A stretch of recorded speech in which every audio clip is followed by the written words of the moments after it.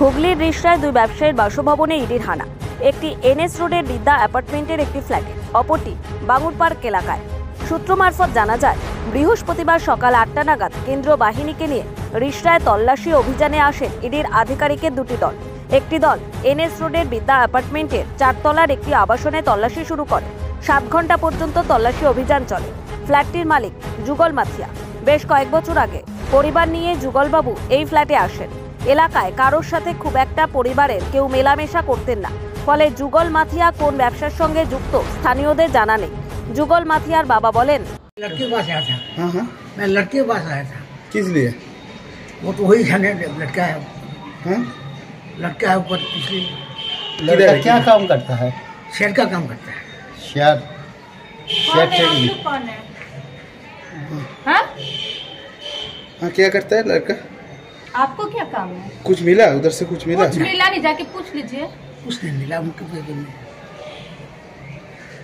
क्या नाम आपका? मेरा नाम जुगल किशोर है। অন্যদিকে বাঙুর পার্কের একটি বাড়িতে এদিন এনফোর্সমেন্ট ডিরেক্টরেটের একটি দল অপর এক ব্যবসায়ীর বাড়িতে হানা দেয়। সেই ব্যক্তির নাম রণবিজয় সিং। দুটি গাড়িতে ইডির 4 জন আধিকারিক 6 জন কেন্দ্রীয় বাহিনী নিয়ে তল্লাশি অভিযানে যায়। কোনো একটি চিটফান্ড মামলার তদন্ত করতে এদিন ইডির অভিযান বলে সূত্রের খবর।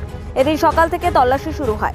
দুপুর গড়িয়ে সন্ধ্যের পর রাত নামলেও তল্লাশি জারি ছিল এনফোর্সমেন্ট ডিরেক্টরেটের।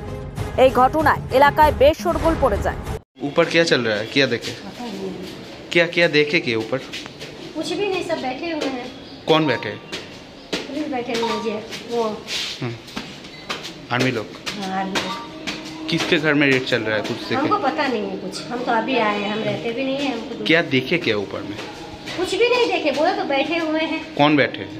आर्मी लोग। कुछ बोला आपको? नहीं नहीं, हम कुछ नहीं बोले। आप इधर रहते हैं? नहीं, हम यहाँ नहीं रहते, हमारा घर है पंडुआ में।